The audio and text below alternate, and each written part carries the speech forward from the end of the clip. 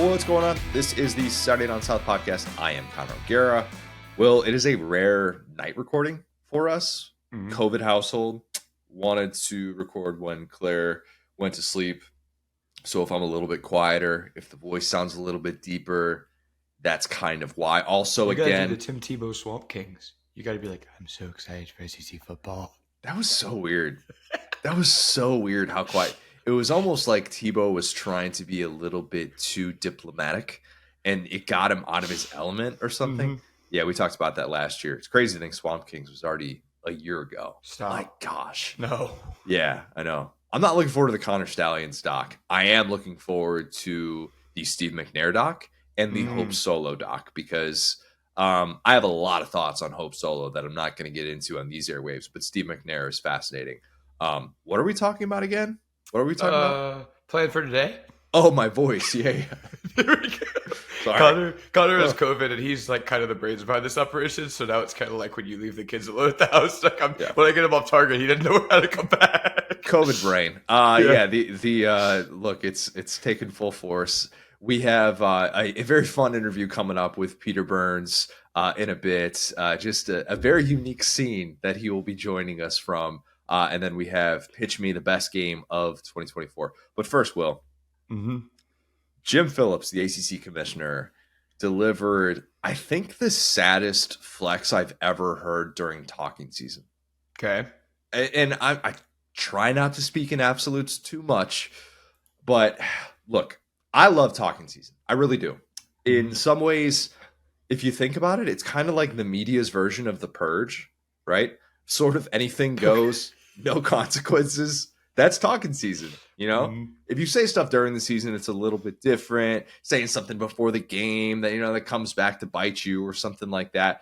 But talking season, you can fire off opinions that don't make a lick of sense and just chalk it up to talking season. And then the games happen. And then more times than not, people forget about it. You might get old takes exposed or something like that. But even that is a bit of a rite of passage. For the most part, the vast majority of bad opinions that happen during talking season don't get circled back to. Even when Desmond Howard had that historically awful prediction that Texas A&M would win a national championship in 2022 and then they went 5-7, it wasn't like he lost his job or anything like that because that's not. No.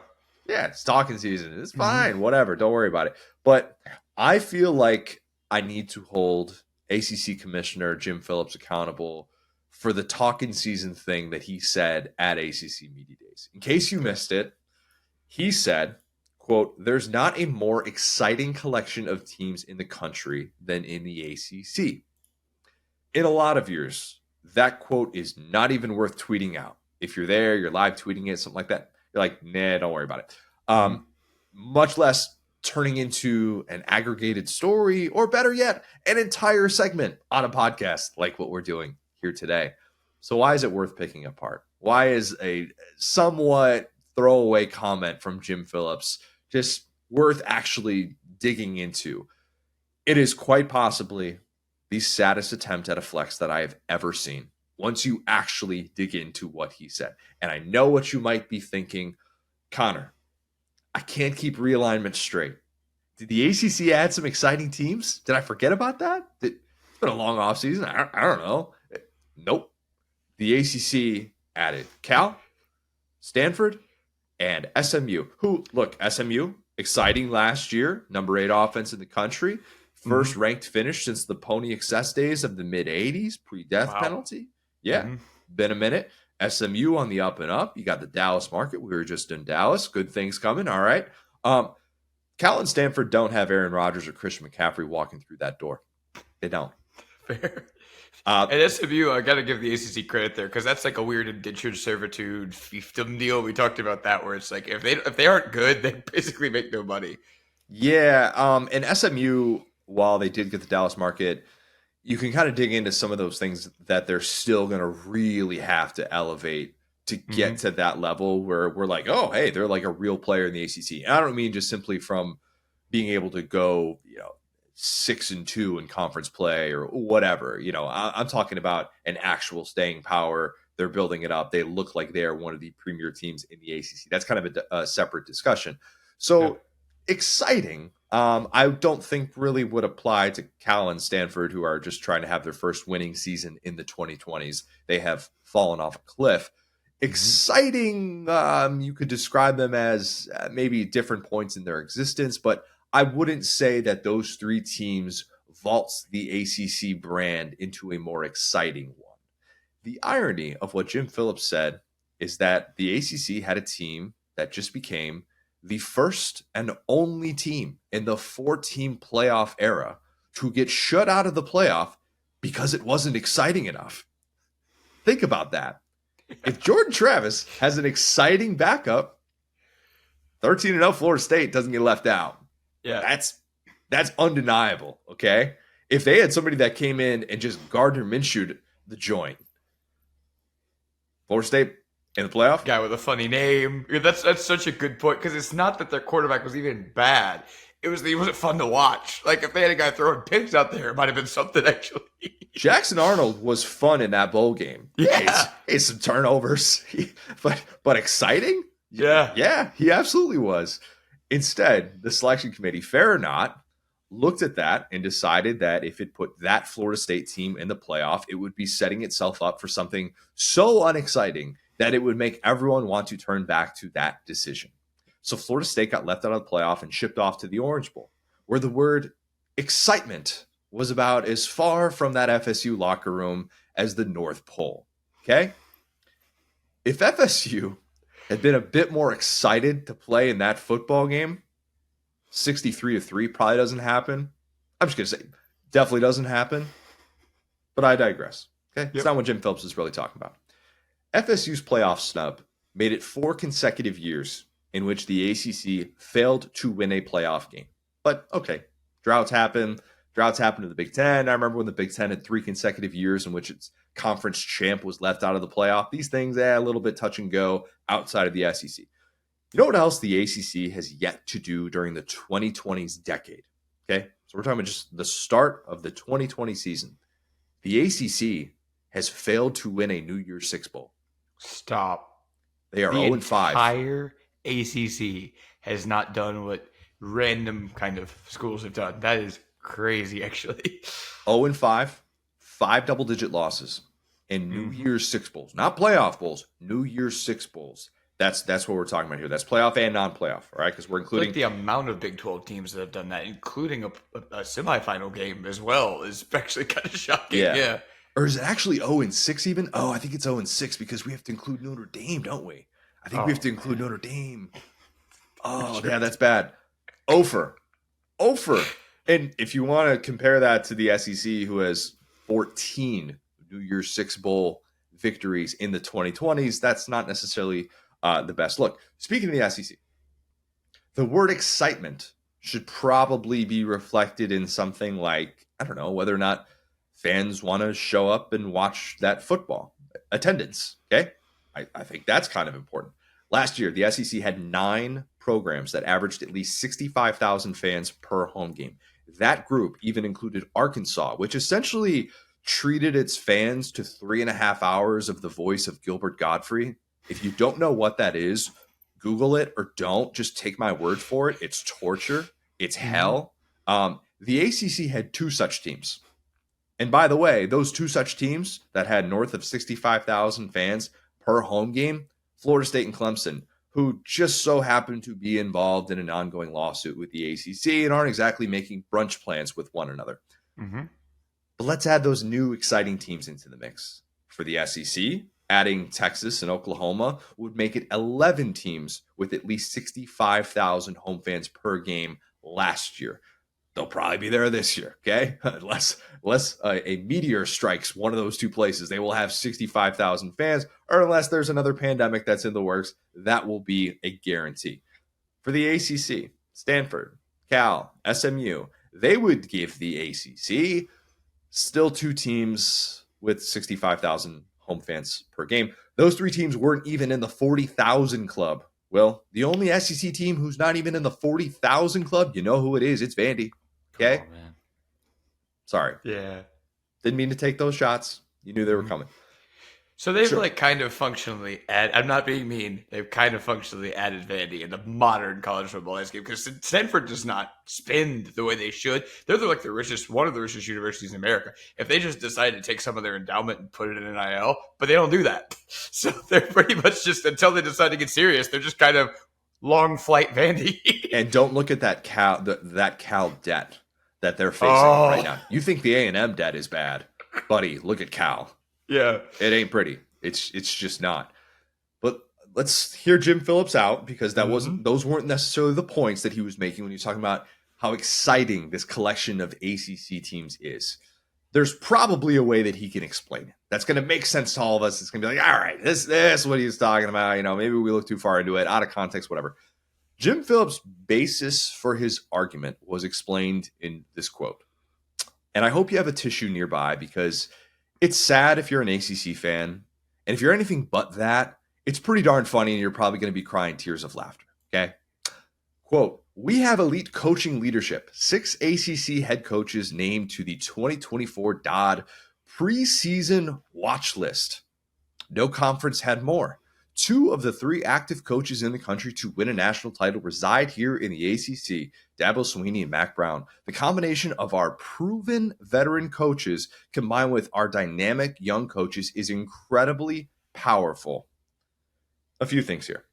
Flexing about a 72-year-old coach who's going to be 73 by the time the season actually starts, who won a national title nearly 20 years ago is pretty sad, especially when you consider that Mack Brown, while I am a fan of, the guy's 300-1 to win a national title. I don't think he's adding that to his resume anytime soon, despite the fact that this is a pro Jeff Collins podcast. You get that.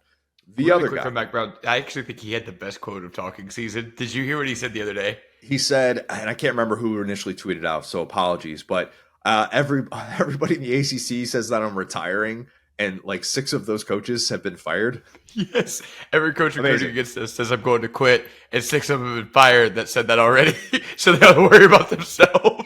Love that. I won't sit here and say Mack Brown's going to quit. I will sit here and say that Mack Brown is going to win another national championship. He's not going to win another national title. That's not happening. If you're trying to tell me on why he is more exciting than others, I'd say that argument falls a little bit flat.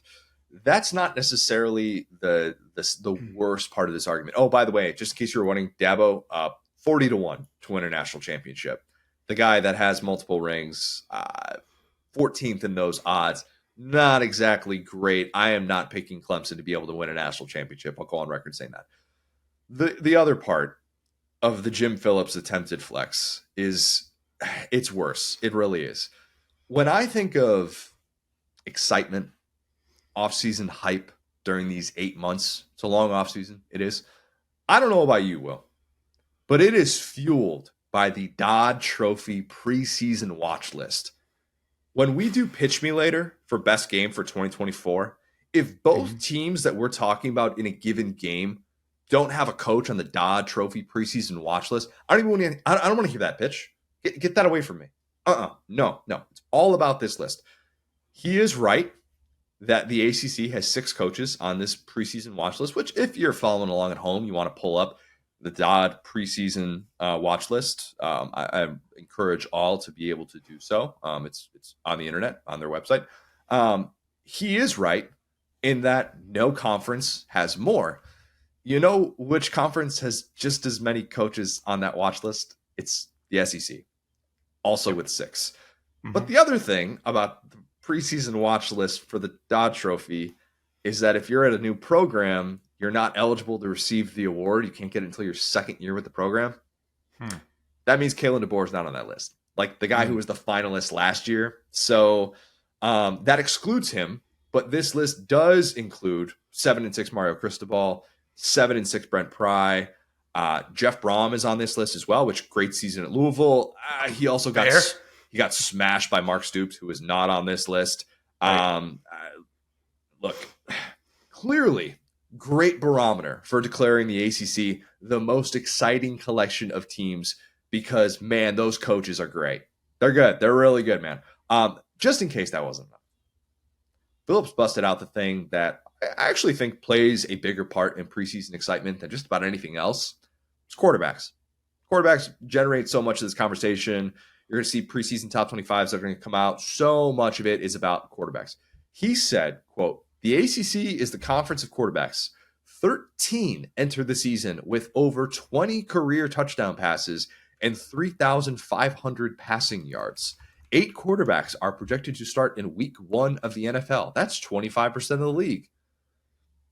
Believe it or not, I'm not going to pick apart the whole ACC is the conference of quarterbacks thing. That's actually the least, what's the right word? Inflammatory. That's maybe a little bit too severe. You get what I'm saying. I'm not gonna dig into that. I instead wanted to focus on the stats that Phillips ordered up as his flex.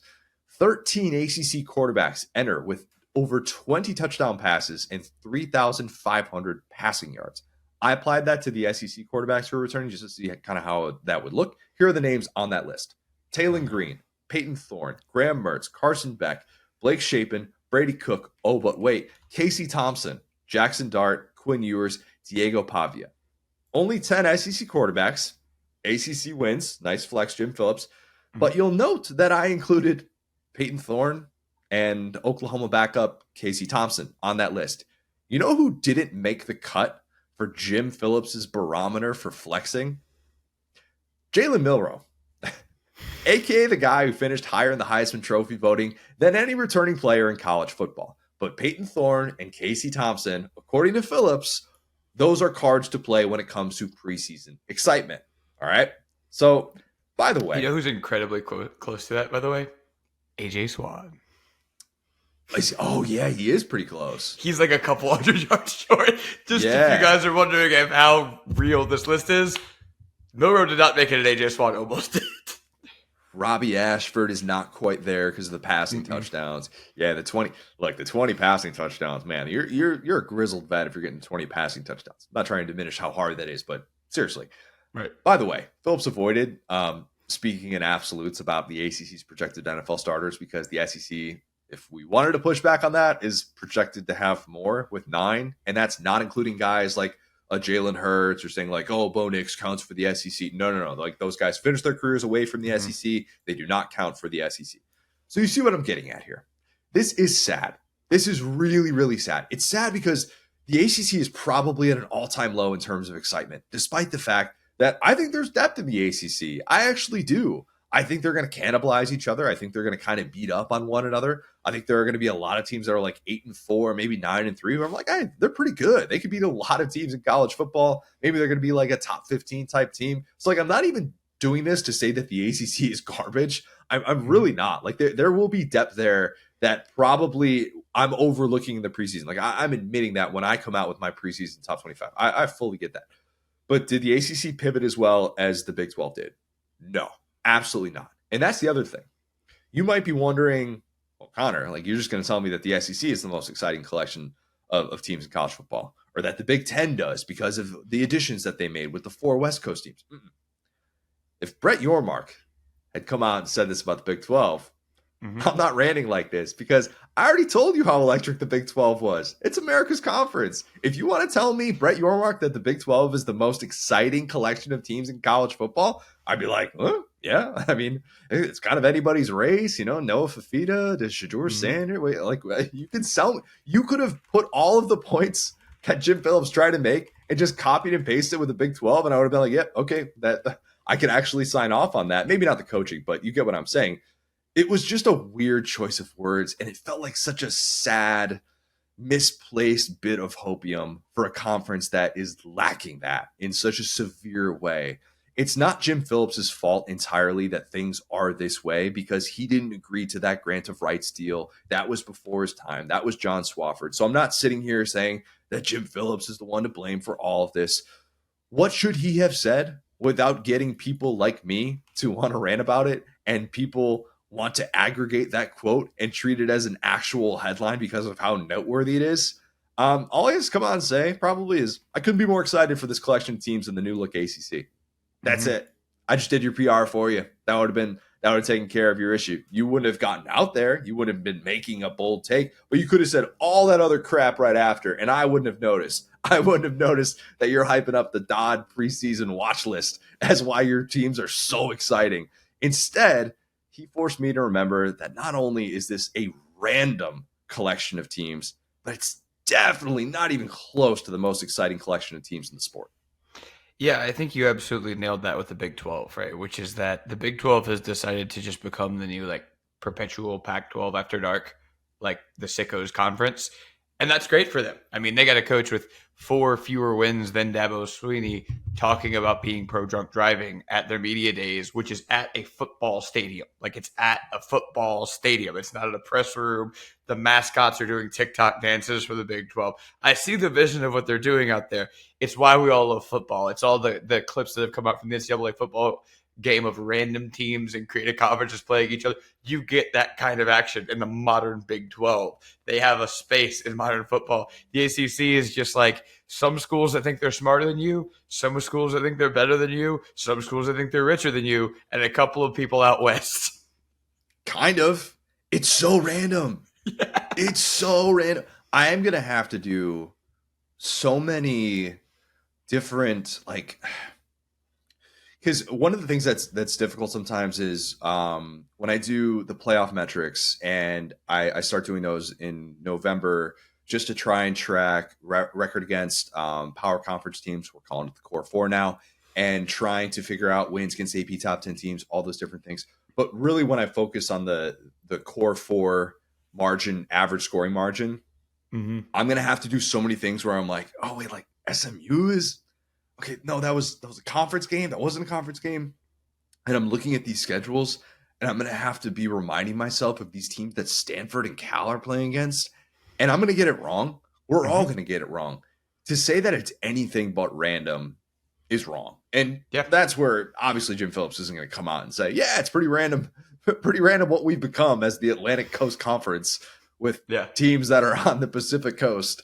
But yeah, what are you going to do? Realignment. Am I right, guys? Wasn't going to come out and say that. But at the same time, talking season is perfect for little sound bites like this that now we have so much access to. And it's going to be hard for me to forget that. It'll be hard for me to forget that if the ACC continues to struggle in this new world of college football, which they don't really have that way out that it looks like others have. And that's, I think, the desperation that's being felt by so many. It's not just the lawsuits that are going on right now with Florida State and Clemson, and what happens if that day comes, and what is the reaction of a Jim Phillips if he all of a sudden finds out, oh my gosh, there's somebody that's willing to pay to get out of this, or this legal action is being taken, and here's how this is going to play out, and there's an exit strategy that's actually going to happen. And so I think it's coming from a place of trying to sell you. He's trying to sell a lot of people about this exciting collection of teams. And if I'm an ACC fan looking around, I'm not excited. I'm just not, despite the fact that it is the conference of quarterbacks, and I will not push back on that for Jim Phillips saying that. Yeah, I think you kind of, hit the nail on the head there, which is, it wasn't the best statement. For me, it's Mac Brown, what he said. It's not the worst statement. That was new UCLA head coach Deshaun Foster, who, did you see his press conference? I did. So, Will, here's a question. Did he mean to do that? No, that is a person who's scared of public speaking. And I hurt for him, but man. Is it... The only conspiracy theory that I thought of was what we talked about with Lane Kiffin with the FAU promo. It was shades of that. That's a good throwback. It was shades of that. Yeah. But Deshaun Foster looked like the guy who knows that he's winging it at the wedding, giving the best man speech. Yep. 4 or 5 beers deep. Is thinking he's just going to be fine. He's going to get up there. He looks out and goes, buddy, I got nothing. This is unfamiliar territory. I have never done this before. I'll admit, I don't care. I wrote out a speech. I didn't sit there and read it word for word the entire time. I brought that piece of paper up with me because I didn't want to end up like that guy. Yeah, you like make eye contact with someone, completely lose your train of thought, and then just end up with, we're in LA. Any questions? All right. You guys might not know. Might not have ever heard of this place called UCLA. It's right there in the name. Yeah. Anyway, it wasn't the best speech. It wasn't the worst speech. It was a very middle of the pack, statement gave me a little bit of vibes of the Jeb Bush "please clap" in a way, which is a statement that in itself is probably fine, but when you put it in context, and I mean, you think about this, right? It's like, Dabo is not this big, scary bear that he used to be, right? Like we talked about it ad nauseum, his adapt or die. To this point, he has kind of not adapted. I'm not going to say he's died, obviously, but it's not like you had back in the day, let's say 2016, where the SEC was quote unquote Bama and everyone else, when the Big Ten was Ohio State and everyone else. The reason why this conference feels so juiceless is because the longtime standard bearer in Clemson is not scary, even though they might be kind of happy there, kind of, right? They're just kind of doing their own thing. The next up, FSU, does not want to be there, to the point where they're exploring literally every option, siding with whoever to get out of that conference. So, yeah, I think it's just hard. And just to really quickly go on the coaches thing, like if your whole thing is coaches, like Miami fans will tell you they have already resolved themselves to the fact of Mario Cristobal is a CEO. We don't trust him as an on-the-field coach. We trust him as a recruiter, a program builder, but not an on-the-field coach. That guy who didn't know how to kneel at the end of a game beat Dabo last year. So if your whole thing is going to be our coaches are just better and smarter than everyone, that would be like if Nick Saban lost to badly to Mark Stoops. Like badly, like just never got off the bus. And I'm not dumping on Stoops, but that would be the equivalent where it's like, you're just never going to cross this hump. That's kind of how it felt with Cristobal. And so point being, I just don't really see, I would almost rather an academic thing. I would rather almost be like, well, we have plenty of member institutions that have a GPA of this, because at least that's real. At least you could say Duke is a great school. Cal and Stanford are great schools. UNC is a great school. But when you come out and just make up these weird quarterback stats and talk about the Dodd coaching trophy and all that, it's like, okay, you don't even believe what you're saying. This is all just PR, dog. It's really hard to find the juice. And if you saw the story from John Talty about Dabo allegedly dropping an F-bomb, talking about why can't we have an F and Feinbaum? This is kind of a separate deal, so I don't. Yeah. I guess that is specific to the ACC and ACC network and what they're trying to build. And I think ACC Network does a good job. I actually tune into it probably more than the average person would realize, and stuff like that, with games that are, Haynes King's on late, babe. We got to flip it on. But you get what I'm saying. There are so many people across college football, one of whom that we're going to have on early next week that we'll dig into this subject more, who is realizing that you need this discourse. Discourse adds juice. Discourse adds juice to talking season. Talking season in the SEC is always going to be loaded with juice. It just is, because people talk about that stuff year round. There is a Feinbaum show wherein you can actually be critical of these teams. If you watch any of these other network media days, tell me there's anything like the Lane and Paul back and forth. Which might have to share a story a different time about that interaction, but we won't get into that. Tell me that there are people that get on those airwaves that are actually willing to fire up spicy opinions and stuff that isn't just the most pro team stance possible. And that, to me, is so unbelievably obvious, because when you're not necessarily at the top, like the ACC is right now, you're not really in position to knock each other down. And that's kind of the issue that I think so many of them struggle with. And that insecurity comes out with a lack of juice during talking season. It really does. And I just think there's something to be said for it. Dabo's 100% right, by the way. Say what you want about Dabo. That's actually Dabo adapting and realizing that everybody should have been doing this 10 years ago. Come on, man. We even got TikTok for this conference. Dude, all right. If Dabo's telling you this is a problem. Mike Slive shook off all 14 SEC commissioners who said, no, I don't want a Paul Feinbaum show.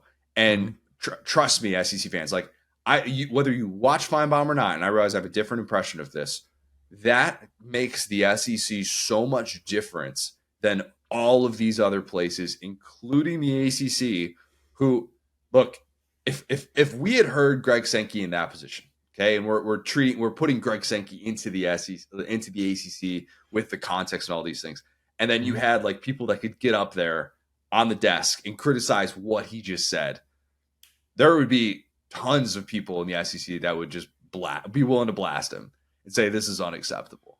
And this is a commissioner who is accepting his fate as someone that is very much staring up at the rest of college football. But you don't have that in the ACC. And to the Feinbaum point, we had like a really good combo during media days about the SEC Network crew and how they're so good at walking the line of being professional while still having fun. And like same deal with Feinbaum. Like Feinbaum I can't exactly put him in this category anymore. I'm not, he used to be a very serious like journalist guy with that background. He knows when to kind of pull back and not let it go off the rails, right? And like he's not, Pat McAfee. Like he has always been able to kind of rein that show in and not make it into a big farce. And so I think that the amount of personality isn't one thing, but I mean, the SEC Network headquarters is in Charlotte, right? Yeah. Okay, so I mean, like it's right there. Like it's not like you got to go outside of your own like footprint to find these people. I think it's number one, not taking risks, which you got to do, as we've talked about. It's better to be Big 12 than to try to fakely be the SEC. But the other part of it is, there are some pretty solid brands in the ACC. But the thing that makes the Paul Feinbaum show great is the plight of these fan bases that are just so locked into losses. Like, okay, yeah. Tennessee over the last 20 years, and like we love what Josh Heupel's built. It's so awesome. The Paul Feinbaum era has been completely just bookended, bookmarked by, okay, this is the year for Tennessee. The fans are going to call in, they're going to talk crap, and then it's going to not work out for them. Georgia, until the Stetson Bennett years. Oh, this is the year. It's 2007. It's 2003. It's whatever. Like, we're going to put it all together. No, you're not. Having fans that bought in, where it's not, oh, we're Wake Forest, and we're going to be good once every 10 years, and our fans are going to kind of show up, but no one's going to kick us while we're down and make us feel that way and make us feel like, oh, well, we're going to flex when we get on top. And so, there's some really passionate fan bases here, of course, Duke, Clemson, FSU, Miami. Like, say what you will about Miami fans, they're sticking through some stuff, right? But point being, like, there's just not this ability to just switch from team to team and have that same buy-in like there is in the SEC, where it's like, if Oklahoma or Texas gets here and struggles, it would be actively amazing for this podcast. Like, just to be honest with you. Whereas, like, if Cal and Stanford struggle in the ACC, yes, it's a disaster. Yeah, that's the biggest difference. And again, like I said, we have a guest that's coming on Monday, and we will discuss a lot of those elements because he's very entrenched in that space right now. Not in the ACC, but in the Big Ten, actually. So be on the lookout for that. But yes, it's a really good point, and it's one that's worth remembering. I wish the ACC had great things during talking season that weren't sad. I really do. And maybe we'll get to that place. Maybe things can change in a few years. Maybe that does end up being the case. But as of right now, man, that was just one of the sadder quotes that I've seen once you actually peel back the layers to it and realize what he's talking about. Get ready for ACC Commissioner Tim Beck. He'll turn it around. Love it. Which Tim Beck? There's like 6 now, dude. The one who keeps failing upward. It's like, guys, we're going to turn this around. We brought in Tim Beck. Coastal Carolina Tim Beck. Yeah. Coastal Carolina Tim Beck. There we go. Yeah. All right. Let's kick it to one of those SEC Network people. Let's kick it to Peter Burns. Great to catch up with him. And he was kind enough to be able to join us from a very scenic international location. So apologies for a little bit. We have a little bit of reception issues with, the Wi-Fi nearby at the pool with PB, but so great of him to be able to join us. So here is Peter Burns. Now excited to be joined by a very special guest from a very special place. It is Peter Burns. PB, you got to set the scene for the audio-only crowd of where you are right now, because you're not the first international guest that we have had, but this is rare form to be able to get you in this setting. So I'm down in the Bahamas with one Christopher Doring, who it's funny. It's like watching Saban prowl the sidelines of an SEC championship game. Just see Chris Doring in his element here in the Bahamas. We've talked about this, Connor, for like years. That hey, me and CD doing SEC this morning. We had to go on like a guys trip once, and finally we have made that thing a reality. And I'm like, seriously, it is interesting to see the man who is like the mayor, the unofficial mayor of the Atlantis Resort down here, Doring. Like I'm in awe. It's like what Kirby is doing to recruiting is what Doring does down here at the Bahamas. It is it's fascinating to watch. no shoes, no shirt, no service does not apply to one Chris Doring in the Bahamas. Oh, And I could, the shirt was off. Like the shirt was off legitimately 30 seconds after we got here to the location. And I'm like, my man, I appreciate it. You're 62 years old and you look like you could go play right now.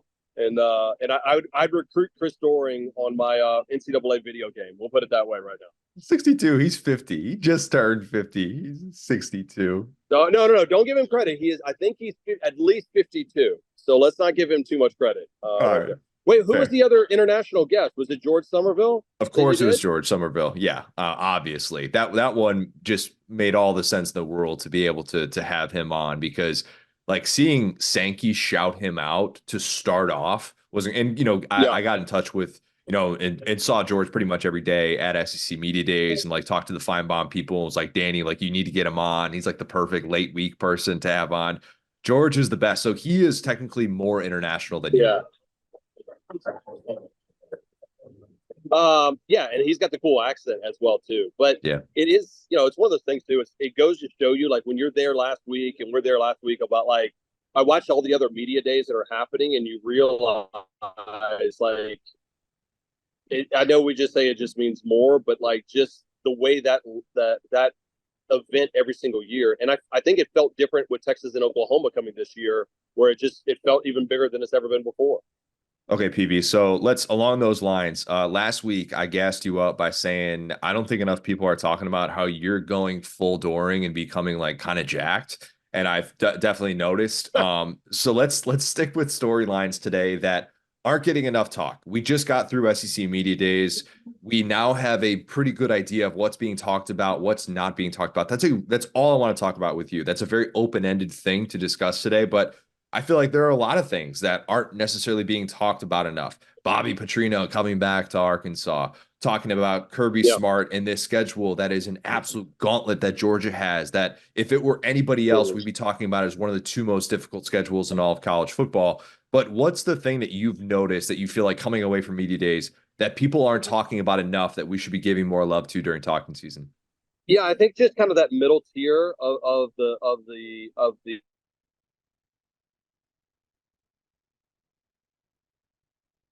about how different we talk about these teams when it's East and West, right? Like, we talked a lot about Kentucky, or who's going to be the second best team in the East or second best team in the West or whatnot. And I don't feel like we had those conversations this year. So, I felt like we didn't talk any about the Wildcats. I felt like we talked nothing about Mississippi State. Like, I think, Jeff Lebby over at Mississippi State, I think is a fascinating conversation, because it reminds me a lot of 2020 Ole Miss. Kind of where it's like, hey, the defense may not be great, the team may not be great, but I think they're going to be fun as hell. And, Lebby was the architect of that offense. So I did notice adding Texas takes a lot of the oxygen out of the room to not only Oklahoma, but to A&M. I mean, think about it. This is first year under Mike Elko, no Jimbo Fisher. Like, the schedule is there. Like, and I don't even know how many times we talked about A&M as an actual team versus, oh, I can't wait for Texas to go to A&M. So I think it's, there's that middle tier that kind of falls by the wayside on media days when we have 16 teams in the conference. I think it's refreshing not to be talking about A&M as much, because I think A&M fans even don't mind it. I truly think that they are embracing having a year like this, where it's not about Jimbo Fisher and the buyout. It's not massive expectations coming in. And yeah, massive expectations, that's good. You'd probably rather have those than not. But I do think A&M fans are kind of looking at this going like, actually, this isn't that bad. Is it annoying that everybody's talking about Texas? Yes. But maybe that's the thing that we should be talking about more, is the fact that this great rivalry is coming back. But then you see, I just did the thing where I just made it about Texas. No, but I mean, and again, I think if you look at the two coaches that are coming in that are most,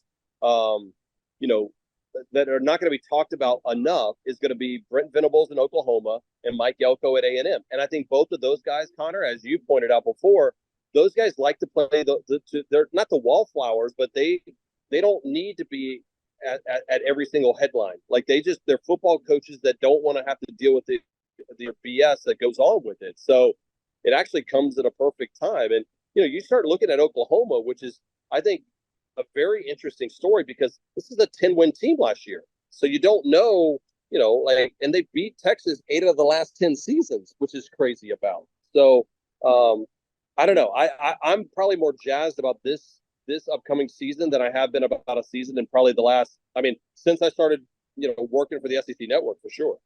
Are we talking about Kentucky leading the SEC rather in Bill Connolly's percentage of returning production? Are we talking about that enough, or are we talking about that maybe not enough because this is very often the time when it feels like Mark Stoops is going to kind of pull a fast one and do the Youngstown thing? Yeah, which is like, hey, you don't respect me, I'm going to beat your ass in a dark alley. Like that's what Kentucky traditionally does.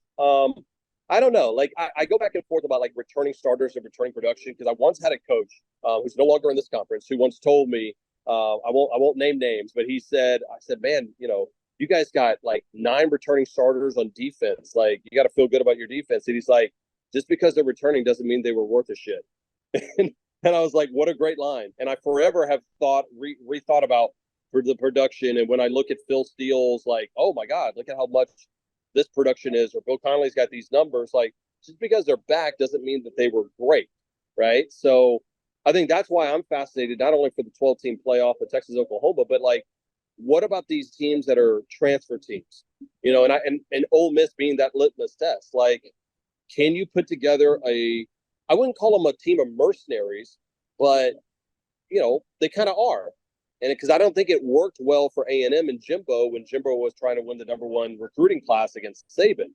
But for whatever reason, it feels like it could work with Lane because I feel like it's more of a mindset of like, this is transactional. Like, you're here, I want you here. I don't know what your future is, but damn sure if we're not going to win together. So I think that's why I'm really interested in Ole Miss in that year of like, it's a bigger story than just the SEC. It's a story about all of college football of, can you quote unquote recruit a transfer portal playoff bid, or do you have to build the culture around your program and add 1 or 2 guys? I don't know. I think Mike Norvell has kind of already proven that you can do that. And I think the job that he did Yeah. at Florida State last year, to me, even though they didn't get into the playoffs, still going 13-0 with that roster and the way that they plugged in pieces, all the draft picks that came from the portal. I kind of think Norvell has already shown that you can do that. It's just not necessarily going to work for everybody. And it's going to be interesting to see that way that it plays out. You are repping the Penny Lane shirt right now, which is an SDS original. That was with, I think we did a deal with Breaking Tea in like 2020, I remember, and those shirts Yeah. came out and they sold like hotcakes. I remember.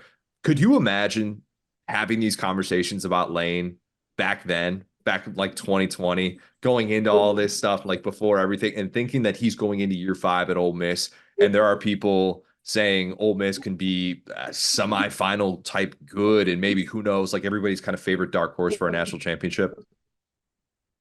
Yeah, I think we could. And I think that was why it was intriguing when he went there. I think the question was whether or not Lane was going to use this as a catapult to a different program, or if he was going to be true to stay at the SIP. And I think now that's why this year is so big for him to be like, all right, like, can I showcase? Because, can I showcase all the money that we spend in their collective and NIL? Does it actually equal success? Because if it is, then I think those same boosters step up because they love it. But what happens in a lot of places is everybody's going to step up for the first year or 2 at collectives. What happens if you don't get a return? What if all of a sudden the guy at NC State who's giving money to their collective says, "Hey man, we went 8-4," or I paid a bunch of money to a recruit via the collective, and then it doesn't work well, then they transferred out. Are they going to be like, "Well, I'm never going to give money to this program again"? Like, that's why this is all kind of a pilot program to see what college football is like right now. And I think I look at Drink has done a great job of it. Where in the fact of I think he's built a program, he's recruited really well, but at the same time that they have used their collective and be like, let's be smart about what we do. I think college football teams now are going to be more like NFL teams where it's like, how are we smart with the money that we spend in good quote unquote free agency versus just blindly spending like the New York Mets do and that they don't have any success. Dang, shots fired at the Mets. Look, they're always getting strays. Yeah, That's they're rivalry. out taking strays. I'm here in the Bahamas. They're taking strays out here. Jeez. By the way, on a scale of 1 to 10, how bad is my connection here at the pool? Like, is it like No, it's not that bad. decent? No, it's actually Okay, like good. pretty. I'll give it like a 7 or something like that. Which That's all. I've had worse. We've had like a couple, like 2 or 3 second pauses, and people don't give us a 1-star review for that. But no, we're working through it. We're perfectly fine. I'll get you out of here with this last one because it's something that I've been thinking about a lot. Like, are we not talking enough about the year 2 Hugh Freeze arc and how this has typically been when he has figured things out? I realize teams have to lose, and Auburn's going to be one of those teams that's going to lose some of these tough games. Maybe they lose that game early on against Oklahoma, and that makes people say Oklahoma is for real in the SEC, whatever the case may be. But the combination of Jordan Hare Magic with what they did last year in a weird year 1 with Hugh Freeze's history of figuring his roster out in year 2, is that something that we are not talking about enough in the SEC? Yeah, I mean, I'll be honest with you. This is why I don't like doing this podcast because every single thing I think of, and like either you tweeted first or I tweeted, we're like the Spider-Man meme talking about each other. Because I left this week and I'm like, you start looking at Auburn's schedule and you're like, they could win a lot of games. And I saw Hugh and Hugh seemed oddly confident. Like the only thing that I had an issue with is like, all right, Peyton Thorne, is he the dude? Like, you get a chance to meet these quarterbacks down there, and I was blown away with Quinn Ewers. I really like Jackson Dart, and I like Peyton Thorne, but also Peyton Thorne looked like a Miami nightclub promoter, and I'm like, man, am I gonna like? It's just who he is, like, and it was fine, like is that the guy? I don't know. I think that's fascinating, but to your point of Hugh Freeze in year 2. Or Bobby Petrino at going back to Arkansas, or Brock Vandergriff going out to Georgia, where we don't really even talk about him. Like, how many of these storylines get washed away because it's about Texas and Oklahoma, or Kalen DeBoer taking over Alabama, or I will tell you this: I don't think we talk any about Georgia because I think honestly at media days, Georgia's like the IRS of the SEC, where we're just like, all right, we know that they're going to be great, whatever, like. That's fine. We'll see him in the playoff. Like, no one's talked about Kirby Smart. Like, Kirby Smart has lived like the most charmed life because he operated and had success under the shadow of Nick Saban. And then now with the 12-team playoff in Texas, Oklahoma, he can still operate under that same shadow. So I'm just fascinated about the whole situation coming up. Yeah, I couldn't agree more. And I do think it's going to be a fascinating year. There's 16 teams. You can only get to so many of them. Apologies, by the way, if you can hear my daughter just hysterical. I can't hear anything. There's like Pitbull in the background. Doring's yelling at me because my margarita's ready. Oh gosh. All right, get the margarita. That was going to be the last thing I was going to ask you was what's so I gotta drink. I'll come up the last thing. We might lose it. So he's probably playing like $500 a hand black right now. But I just want the list of viewers to be able to go see here what it looks like whenever I see my man that's just shirtless on the podcast. Look at that. He's doing unreal. Look at that. Unreal. Like the man with like those nipples don't. I mean, I got nice small nipples. He's got nice small nipples. I'll be honest. So we're gonna blur that for the YouTube audience. Cheers, gentlemen. Enjoy the trip. Safe travels. See you, buddy. Take care. All right, pitch me time. We are talking the best game of the 2024 season, which going into it is obviously tons of candidates, and it doesn't just have to be from the SEC for what it's worth. If you sell us on one that is outside of it, I will gladly listen to that pitch, but it kind of feels like we're going to end up with one from the SEC because there are a lot of really good games in the conference. And I guess, do we have non-conference mentions in here? I don't think we have any non-conference mentions that we settle on, do we? We got a couple of mentions on Instagram for sure. Okay. I don't know if they'll win, but we got some mentions. Yeah.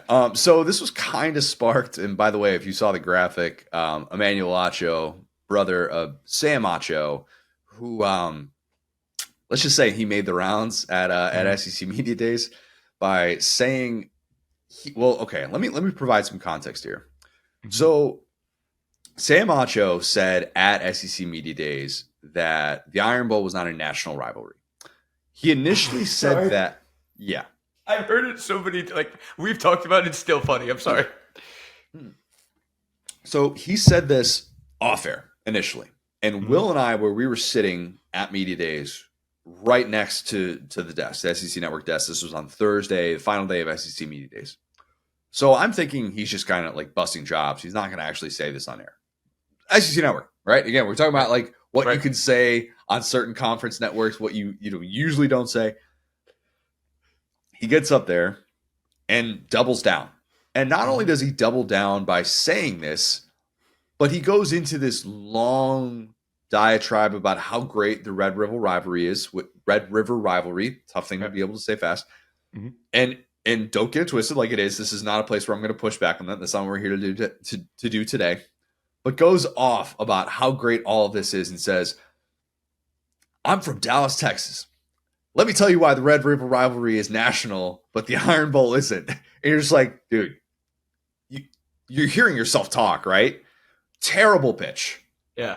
Awful pitch. I don't disagree with everything Sam Acho says. And again, Sam Acho, not Emmanuel Acho. I don't disagree with everything he says, but I disagreed with this so much, Will, that as they are filming this, I turned to the camera, like, and I didn't know that the camera was like going to be like in our area. And you could see me mouthing, what the... I don't know if you saw it on the clip that Awful Announcing tweeted out, but we're in there, like we're in the background right there. And it was actually quote tweeting like my initial tweet of what he said, because I heard him shout this like right next to me. Yeah. And so, so that night I was texting, I texted Cole because I was like, you showed great restraint to not just want to just jump out at him and just go off, because the quieter person in the argument usually has the upper hand. That's a little trick. But Alyssa texted me and she said, I saw your face during that. And she's like, I like broke, like watching. I saw your face and like couldn't believe it as that was happening. It was making sure that everybody else was like processing what was going on. And I'm just glad that you can't actually see me on camera saying this, but it kind of would have made it a little bit better to react that way to Sam Acho saying that the Iron Bowl is not a national rivalry. And let me tell you why the Red River rivalry is so much better from my perch in Dallas, Texas. Right. Weird pitch. Weird pitch. We will have better pitches today. That is a guarantee. Yep, that was actually just so funny because like we were up kind of in the front, before the last day, but I came in late, lost my wallet, long story, and I saw that Connor and Derek were kind of like posted up in the kind of like a random corner, and I was like, okay, this is great. Like we're kind of like taking it easy today. We're not going to be up in the front, like asking questions. And then I realized, to your point, like kind of at the end of the day, that we were just on the SEC Network all day, and I was like, dang it, I was like this much because I'm sure I was up in there, cleaning my face, doing whatever I was doing, looking in the mirror, but like whatever. So it was so funny because we heard that, like you said, we heard it live. Like it was like someone yelled that, but that is the most incredible use of SEC Network because that's like the group chat thing. Like I don't know if you've ever seen this, but it's like you have a conversation with your buddy and then you get in the group chat, you tag them, you're like, yo, tell me what you just said. And everyone just starts talking. And the fact they did that on air is so funny. But yeah, it's nuts. I mean, it's just one of those things where it's like, hey, you got to respect, the Iron Bowl. You just, after that documentary of Paul Feinbaum,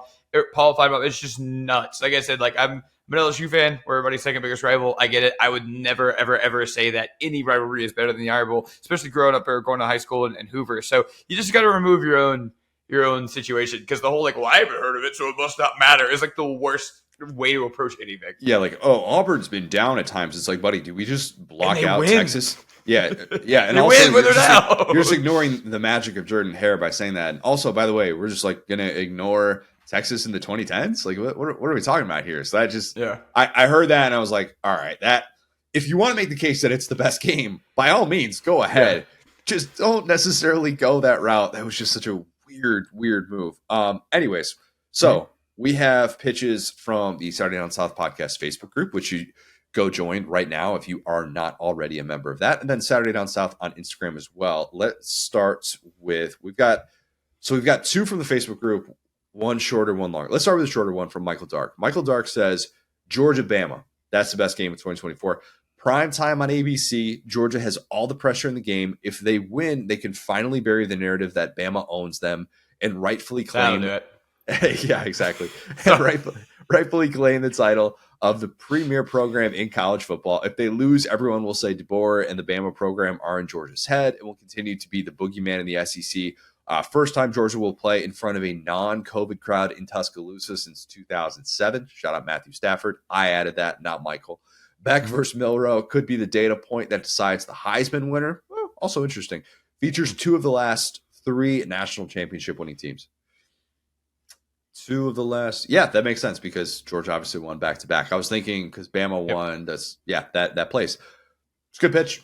He's right. Look, ton on the line. I love when Georgia and Bama play in the regular season. I do. I think it's great. I think that there are obviously different elements to this now that it's not the Kirby Saban thing or whatever, but just the Georgia revenge angle of this going into this year after the way that the SEC championship played out. How's Kirby going to game plan against Milroe? His game plan against Bryce Young, the second time that he faced him was so much better. Like, what is that going to look like? I think it's a really important game for Kirby early on, despite the fact that obviously the playoff is different. But like, if you're that guy and if you run the sport, that's a game that you win.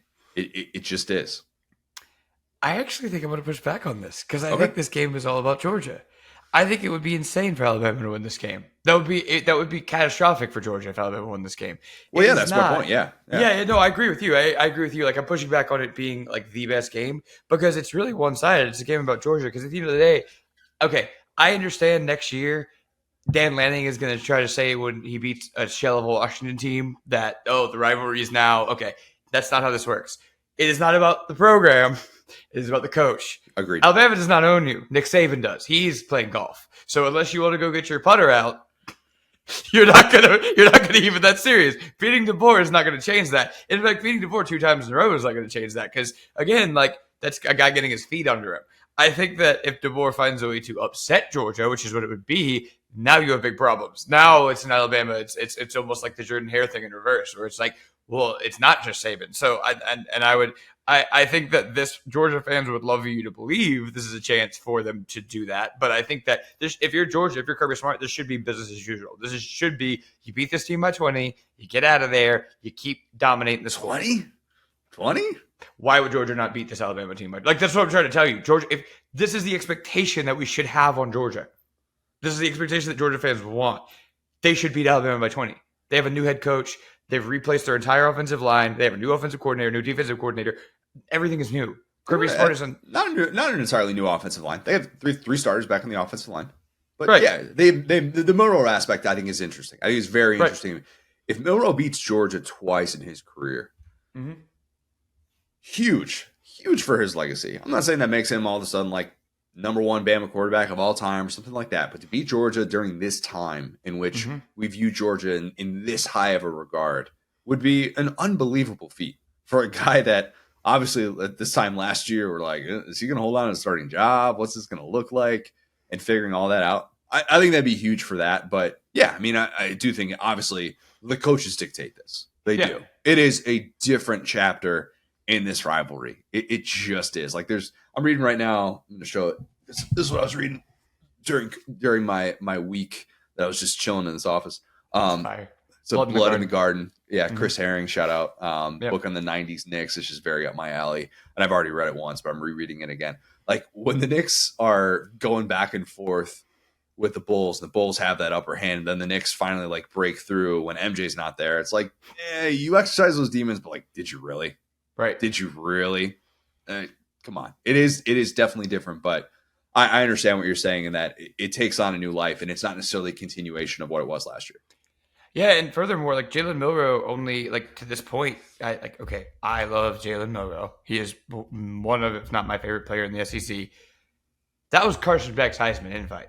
That was not Jalen Milroe's. Okay, so that's what I'm saying. Like, this is Carson Beck's year. Quinn Ewers should be the second best quarterback in the SEC. If Jalen Milroe puts himself in the position to be up there with Carson Beck, that's not good for Georgia because that means that things have kind of like shifted because it is. Yeah, that's all I'm saying. Yeah.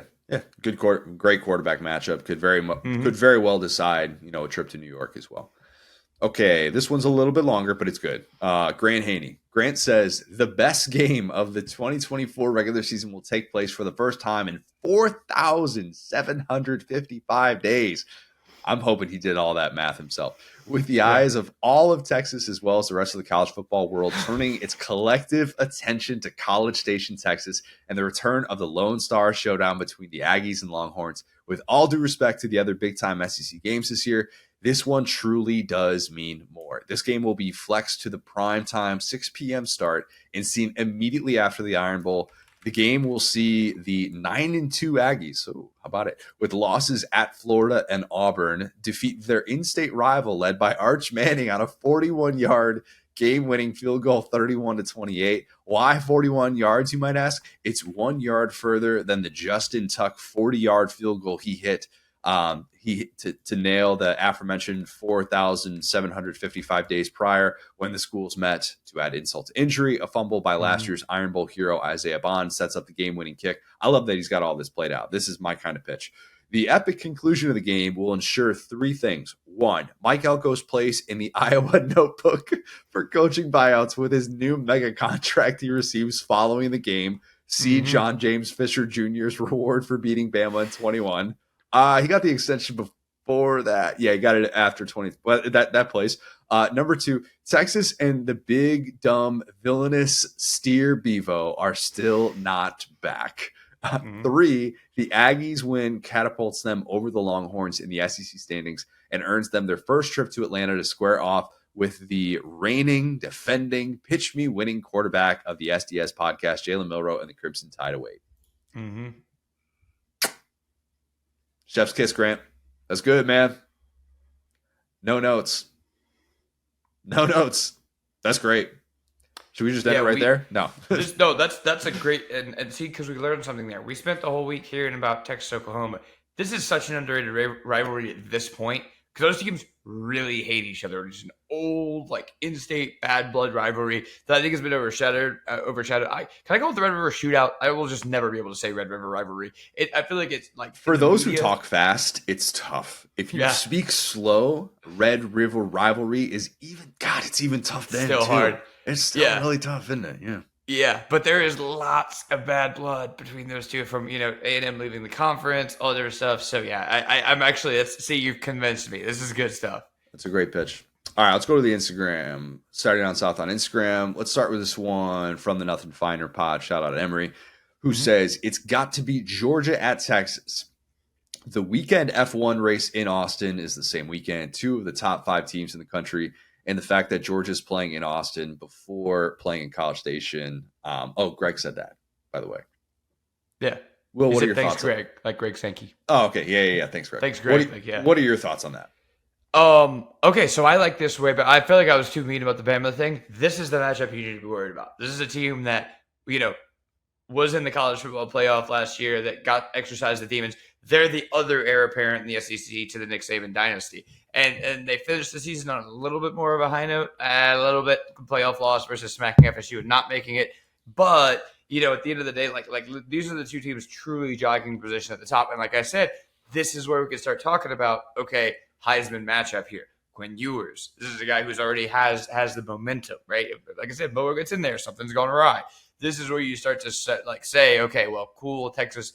That's where you get to call another team a fraud. That's when you get to say, look, Texas, all your accomplishments are in the Big 12. This is the SEC now. We're going to smack you. None of that counts. That's where you start changing the narrative. It be what Georgia hopes to be, which is alone at the top. I think this matchup is going to be massive, and I think the F1 thing is a big part of it. So, yeah, I think that also like the Austin part of it is super cool. So, yeah, I think it's a great matchup. I think as a pitch, it's solid, but I think it's a great matchup.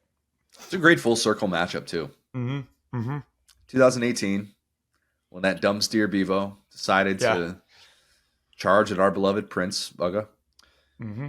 And you think about how different things are, because that night it was, Georgia, not only did Georgia not get back to a national championship to be able to play for one, despite all this hype coming into 2018, but and I guess they didn't have that much hype because they lost a ton on defense, but it was still like, hey, Georgia, they're going to be competing for national championships on a yearly basis. This is the new norm after 2017.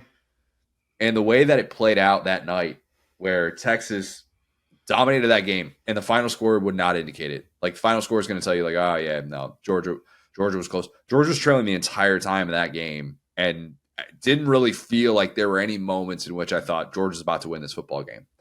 And for Texas after that to have the Sam Ehlinger, very infamous, we're back, which he holds the A like 8 seconds. Why? It made it so much worse that he did that after a 4-loss season when Texas was undoubtedly not back. It's wild to see the path that these programs have gone on to get to this point in what could be a 1 versus 2 matchup. Mm-hmm. I think that's very much on the table. If this is 1 versus 2, TBD with Ohio State. Ohio State could have a say in that. 1 versus 3 matchup on the table. Not crazy at all. This is my... What's the right way to say this? I don't want to say like mark your calendar game because that's cliche. I mark my calendar for every Saturday. That's just what we do.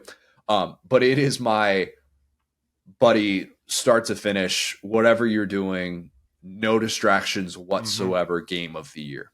It just absolutely is. I cannot wait for it. And probably because obviously I have Texas starting off 12-0. I have Georgia winning a national championship. So there's like obviously a part of me that's like, hey, I've said I think these teams are going to be awesome. This game itself should be awesome. It's going to feel different than 2019 LSU. It will. Texas is a different team than it was in 2019 because it has different leadership. And I think that's a big part of it. They sure went from we're back to we're going to shoot Joe Burrow's jersey with a cannon. I still can't believe they did that, bro. Like, why? Just what? why? I remember seeing that this time. That feels a little bit disrespectful. And they got obviously smoked by LSU, but it's like, yeah, so there you go. So kick these guys off the mountain. What about these guys? Just think about the person that Joe Burrow became. Not even just the player, but the person. All-time awful move. All-time awful move. Smash cut to Joe Burrow's dad doing the horns down in the stands. It's like, this is what happens when you're a jerk for no reason. Anyway. Oh, gosh. Okay, let's go to this one from a cool guy. And A, like how Fonzie would say it, like A. With the 12-team format, some of the Goliaths lose a tiny bit of luster since they will probably make the playoffs regardless. So let me give 2 potential bubble teams. How about this? Okay, Arizona and their quick strike offense have to overcome a stout Utah defense in Salt Lake City in what may be a 1-bid conference with playoff bye implications. I love that.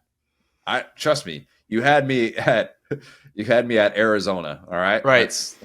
You know that game will be great. And that is the beauty of this for everybody that is saying these rivalry games are going to lose their luster, which some will not be as significant. There will be awesome do or die type games like that.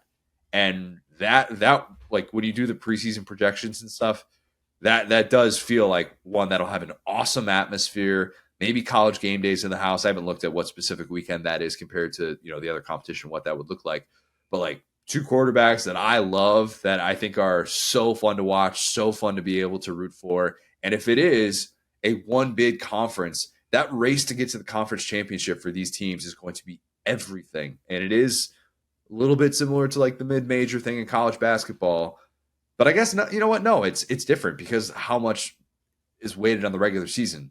In college basketball, it's all about the postseason tournament for those mid-majors if you're a 1-bid league. But I like this pitch. I'm glad that we got a non-SEC one thrown in there. Maybe not a game that would be on the top of everyone's list for game of the year, but could end up being one of the most significant games to shape the playoff picture. The interesting part of the pitch here, right, is like a game you have to watch. Well, okay, let's be like completely literal here, right? Alabama, Georgia, or Georgia and Texas, right? Well, technically, either of those teams could lose that game and see each other again. True. The pitch here is that both of these teams need to win this game to make the playoff. And the others that'll be watching them too, potentially, of like, oh, hey, we'd love for you. If it's a blowout, maybe Utah gets knocked out or something like that. If you're sitting there on the border for like a Big Ten or an SEC team and you don't have that path necessarily to a conference championship, you're rooting for conferences to become 1-bid league. So that opens up a spot for you.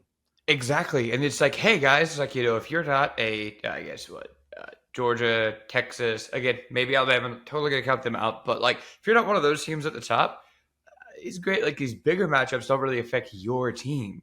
But if you are a Tennessee, LSU, Ole Miss, Texas Sure. A&M even, this game is going to affect you. So I actually love this as a sneaky pitch. I think this is exactly this is already an all-time pitch me. It's good. I like these. Let's go to this one from Swag C16 Money.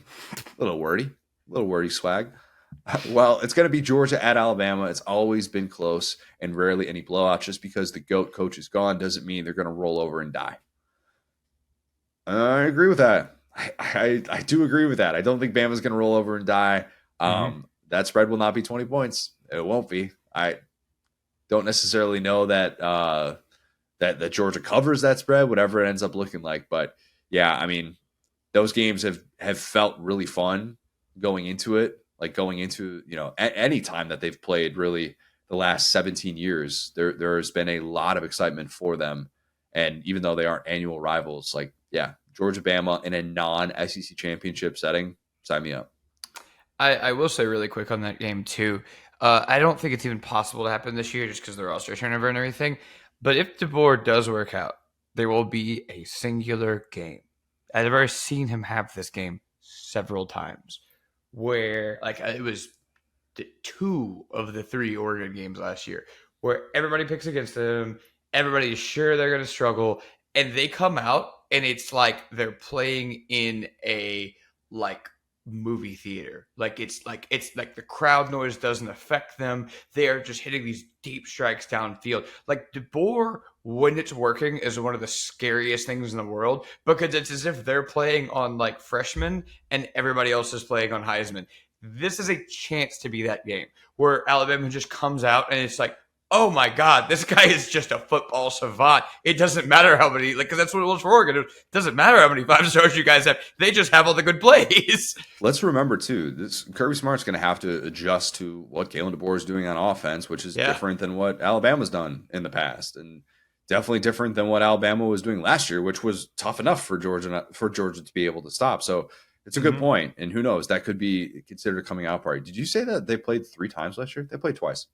They played twice? Oh, no, sorry. They played 3 times in a row that Washington won. My bad. I imagine 3 wins in a row for Washington. Somehow that happened in the same year. Oh, I see what you're saying. You combine the yeah. Okay. Yeah, that makes sense. Because letting just never beat him. It was just like boom, boom, boom. And it kept being, no, you're so right. It was both of those games. They were supposed to lose the first one. And it was like, well, that was a gimme. And the next one, the championship, no. Yeah. Sooner or later, people would stop picking Oregon to beat Washington. This year, a little bit of a different story. Daniel J. Swanson says, you know what? No, actually, let's circle back. We're going to end with that one. Let's go to this one from Ed Weston 07. Ed says, Miami at Florida. Losing coach doesn't survive this season. I want to see what those odds are on first coach fired before this game and after this game. Mario's buyout's different. And because Miami's private, we don't necessarily know all the ins and outs of what that looks like, I think. But I think based on the initial numbers that were reported in The Athletic, it was going to be, God, what was it? I had this number at the beginning of the offseason and I forgot it. 8 months of talking season, it'll do it to you. But I want to say it was like between 40 and 50 or something like that. I'm not as sold that a loss makes him a goner. I am sold that a loss in this game all of a sudden is like, why do we still think Mario Cristobal is one of like the 10 or 15 best coaches in the sport? Especially when Dan Lanning's been able to do what he's been able to do at Oregon at a level that Mario Cristobal could not do. Yep. With Justin Herbert. Just saying. Yep. Yeah, that's the thing about that is like they're in like I have lots of friends that are Miami fans. It's weird, but like they're some of the smartest people I know until they start talking about Miami football. And I think they're just such a weird little box about this because it's very similar to the Lincoln Riley thing, where it's like, well, we fired Manny Diaz, who is provably a good coach, and a very good recruiter. So we have to explain why Mario Cristobal is better than him. And the answer is not, like I said, that he's an on-field coach. It's that he's a recruiter, program builder, da-da-da. So it's almost like they've totally taken the results away from how they evaluate Mario, because if you start to actually evaluate how he coaches, it's not good. But like they're so married to like, because he's a Miami guy, it's very similar to Venables, right? He's a Miami guy, he won the national championship, da-da-da. It's like, so, well, just let him recruit. We need to bring in another guy. It wouldn't be that they would want him fired. It would be that they would want all the coaching duties taken away from him and make him like a weird Jim Boeheim situation. I've been workshopping a take that Mario Cristobal is the Tom Crean of college football. Might have to dig into that a little bit more. Great recruiter. Yep. Great recruiter. Gets these jobs, gets to what's considered a premier program, and then you kind of realize X's and O's during the game, not knowing how to kneel the football. Not great. Yep. You're like, wait, how did you win more with that player that you're probably going to brag about forever? You discovered Justin Herbert. Yeah, I get it. How did you not win even more than a Rose Bowl with him? Once you discovered him, you knew what he was anyway. Yeah. All right, let's end with this one. Daniel J. Swanson says, South Florida versus Alabama, a long-awaited rematch of one of Bama's closest, gutsiest games from the previous season. This game should bring tension and excitement as only a game between these two fierce rivals can, to Bryant Denny. Shout out our guy Alex Golish, by the way. That line of Alabama and Miami got to play South Florida. That's love it. Absolutely love it, man. You know what? You're right. That's what you say in that spot. That's the type of talking season that I can get behind. Okay? Because you know what? You did play them tough. And you did get to say, hey, we were able to hang with Alabama. And not a whole lot of people can say that at the group of 5 level. They just cannot. So love Alex Golish. Yeah, I think like Alabama really, I'm sure Bama fans. No, I've been actually decently pretty nice because I'm saying give them a chance in year one and don't hold them up to Saban standards. Like Alabama last year completely redefined the expectations of what an Alabama team could be, because it felt like every game they did the exact opposite of what I thought they would be. Like South Florida was a game they legitimately struggled in. Like I remember being at the Georgia South Carolina game, keeping up with that and finishing it out in a bar and being like, they really need to run the ball here. Like it's all up to Chase McClellan because Buckner's not going to do it and whatever. So point being, like all I want to say here, I'm not saying that's going to happen. I'm just saying, man, Alex Golish has just turned that program around. I think South Florida will be better than they were last year. I sure hope Bama is in that game specifically too, because if next year's South Florida team and this year's, or if last year's Bama team and next year's South Florida team show up, it'll be bad. But it's totally different coaches. I get it. If Alex Golish wins that game, which, again, not sitting here saying that, I will not sell any of my Alex Golish shares. I will hold on to them. Should have bought it on Bitcoin. Was late on that. Never got around to it. Still not investing. Should probably be investing. But my Alex Golish shares, buddy. Yeah.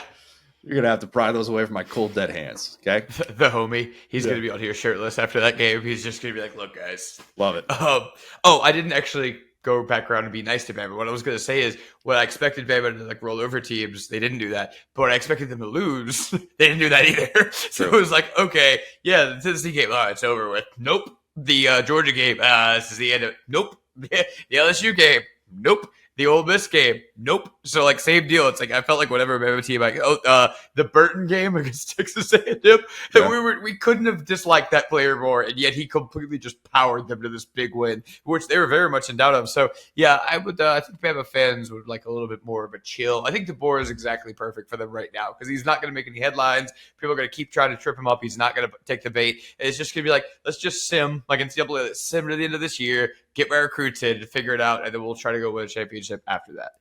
Bama's last loss against an SEC team was against who? It's an SEC team. I mean, that would have had to be in 22, right? So that would have been Tennessee. Was it? Was it LSU? Yeah, it was, Will. See, got you. I didn't choose violence today. I got you out of here on a positive note for you. There you go. There you go. Yeah. A compliment to Bama, a compliment to you at the same time. How about it? There we go. Mm-hmm. There's a nice recruiter right there, buddy. Brian Kelly. Bayou Splash this weekend, guys. Tune in. Exactly. All right. I think our winner's Grant Haney. I think it is. Yeah. I'm sorry. That was so good.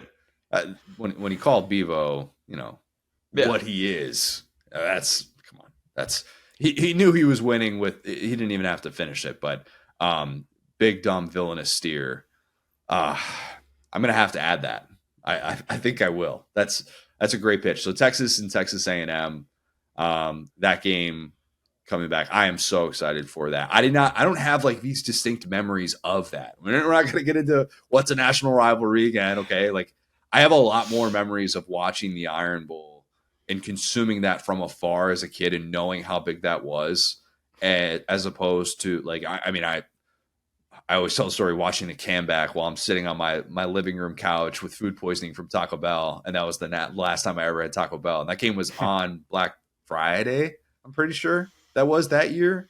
It was weird the way that set up. I like went out late night after Thanksgiving and like had, some Taco Bell, and I was watching the comeback the next day, and it was unbelievable. But we don't need to get into whether or not Texas and Texas A&M is a national rivalry. It's a rivalry that I'm here for, and I'm here for that pitch. So that's all that matters. Who am I going to root for in that game? I'll pick Oklahoma. That's easy for me. I don't know here. Anyway, I agree with you. I think that's the winner.